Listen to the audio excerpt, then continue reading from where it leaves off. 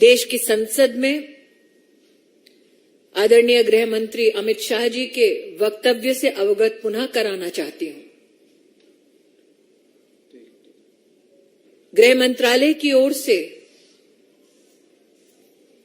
मणिपुर में कानून व्यवस्था के संदर्भ में, आंतरिक सुरक्षा के संदर्भ में देश के माननीय गृह मंत्री जी दोनों सदनों में चर्चा के लिए तैयार हैं। हम अचंभित हैं कि विपक्ष मणिपुर पे चर्चा से भाग रही है। देश की जनता जनप्रतिनिधियों को संसद में चुनकर इस दायित्व के साथ लाती है कि गंभीर मुद्दों पर संवैधानिक और सुरक्षा और साथ ही साथ राष्ट्रीय मुद्दों पर हम संसद में चर्चा करें। भारतीय जनता पार्टी के कार्यकर्ता आज राष्ट्र को आश्वस्त करना चाहते हैं कि देश के गृह मंत्री दोनों सदनों में चर्चा के लिए तैयार हैं। प्रश्न ये उठता है कि विपक्ष मणिपुर से संबंधित घटनाओं पर चर्चा करने की बजाय उस चर्चा से संबंधित मंत्री द्वारा चर्चा से क्यों भाग रही है। I'll now leave the floor open for questions.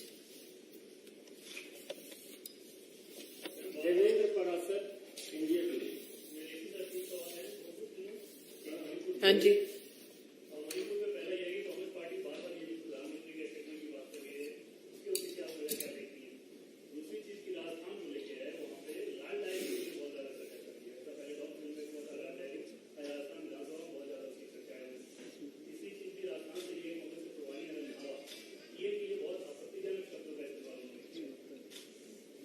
आपके 3 प्रश्न हैं विविध विषयों पर।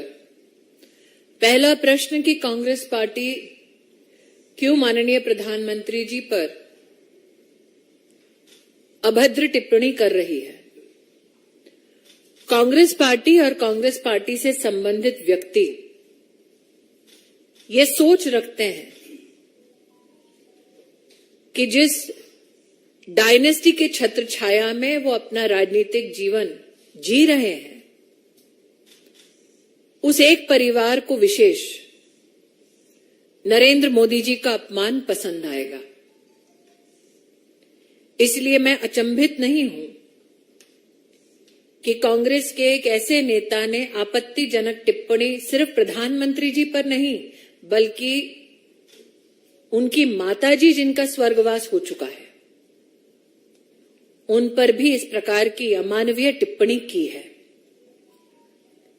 पहले भी मीडिया के माध्यम से हम कांग्रेस और कांग्रेस समर्थकों के मुख से नरेंद्र मोदी जी को मौत के घाट उतारने वाले वाक्य सुन चुके हैं। गालियों की श्रृंखला में एक और वाक्य पुनः जोड़ा है कांग्रेस के एक नेता ने। मुझे कोई उम्मीद नहीं है गांधी खानदान से कि वो प्रधानमंत्री जी और उनकी स्वर्गीय मां पर हुई इस अभद्र टिप्पणी पर कोई भी कार्रवाई करेंगे,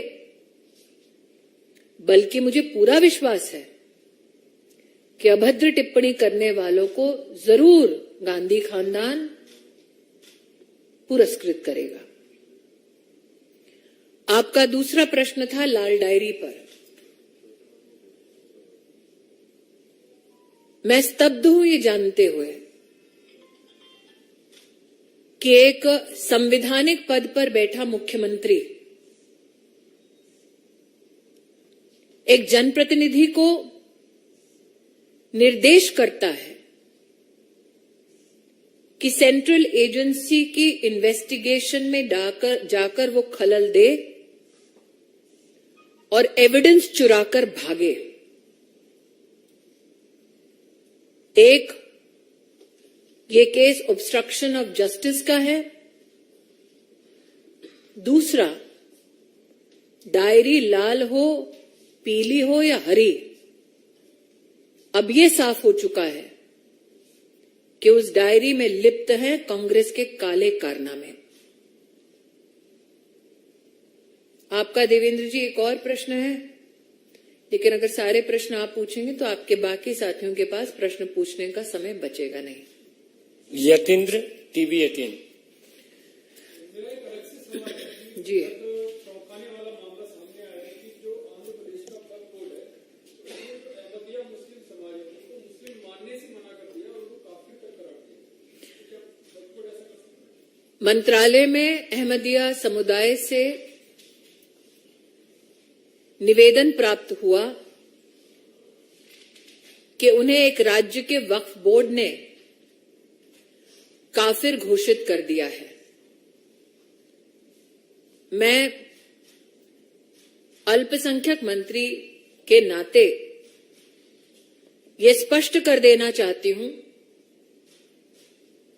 देश का कोई भी कानून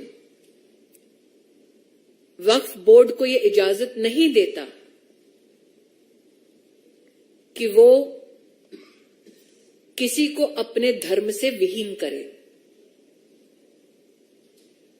इस संबंध में यह भी स्पष्ट करना चाहती हूं,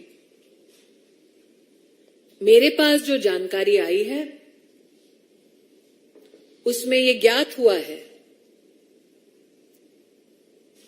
कि किसी एक नॉन स्टेट एक्टर, एक संगठन के फतवा को सरकारी ऑर्डर में तब्दील किया गया है। यह भी संविधान और एक्ट ऑफ पार्लियामेंट के विरुद्ध है।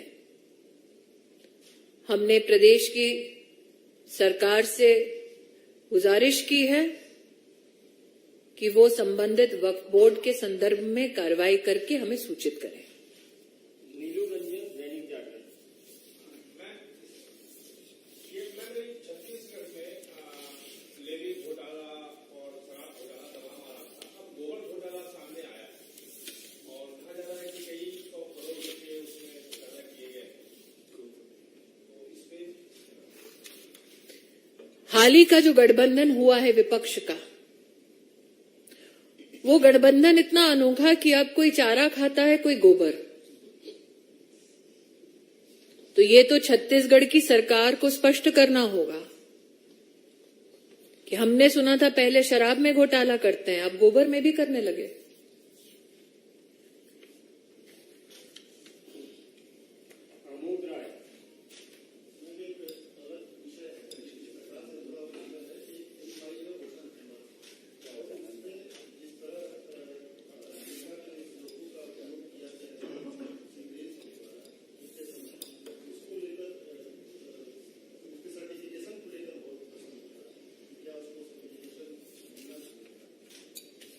मैं इतना ही कहना चाहूंगी, ना मैंने फिल्म देखी है, ना मुझे ज्ञात है कि सर्टिफिकेशन प्रोसेस में कौन लिप्त है। निश्चित रूप से सूचना और प्रसारण मंत्रालय इस पर न सिर्फ टिप्पणी कर सकता है बल्कि कार्रवाई भी। नीरज पांडे।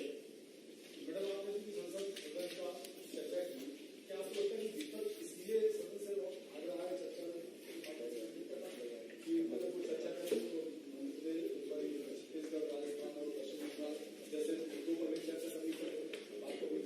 नीरज जी, आपने जो अपनी भूमिका रखी प्रश्न में, क्या विपक्ष इसलिए इस चर्चा से भाग रहा है क्योंकि राजस्थान में, छत्तीसगढ़ में महिलाओं पर जिस प्रकार से आक्रमण हुआ, यातनाएं हुई, प्रताड़न हुआ, बंगाल में महिलाओं को नग्न करके 56 लोगों को मौत के घाट उतारा गया। आज ही मुर्शिदाबाद की एक मैं स्टोरी पढ़ रही थी जहां पर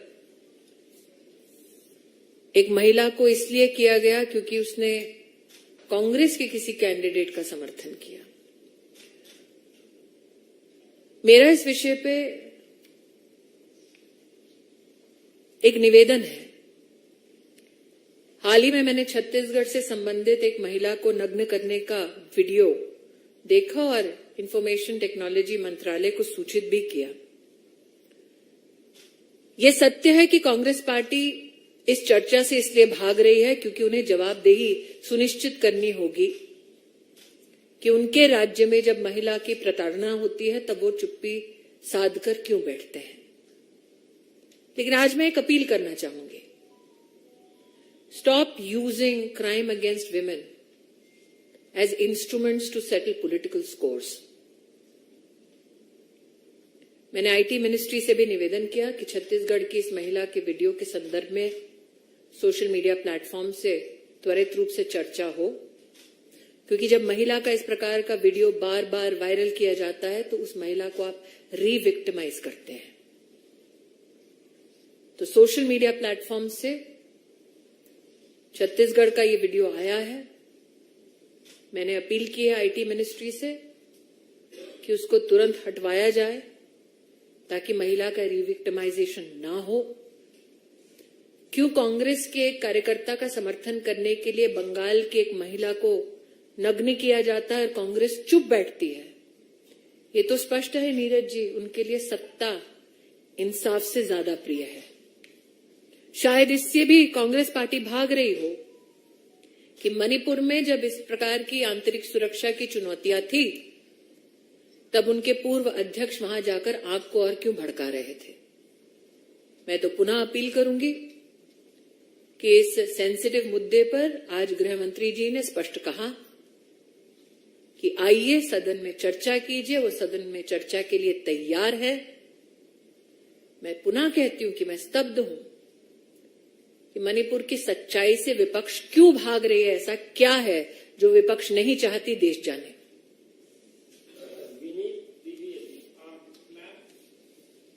रामनवमी में एक तरह से हिंसा हुआ, बंगाल में हमने देखा रामनवमी में हिंसा हुआ, वहां की हाईकोर्ट एनआईए जांच का आदेश दिया, लेकिन उसको चुनौती दिया गया बंगाल सरकार के द्वारा सुप्रीम कोर्ट में, और सुप्रीम कोर्ट ने कहा कि एनआईए जांच होनी चाहिए। कैसे देखते हैं?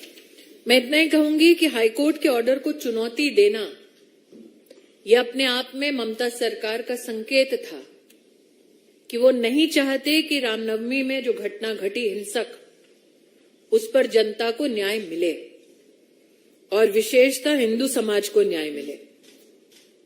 इसीलिए उनका सुप्रीम कोर्ट में हाई कोर्ट के ऑर्डर को चुनौती देना यह स्पष्ट संकेत है कि ममता जी नहीं चाहती कि ट्रांसपेरेंट जांच हो। मैं आभारी हूं कि सुप्रीम कोर्ट ने रामनवमी से संबंधित हिंसक घटनाओं की जांच एनआईए के पास रहे, इस बात को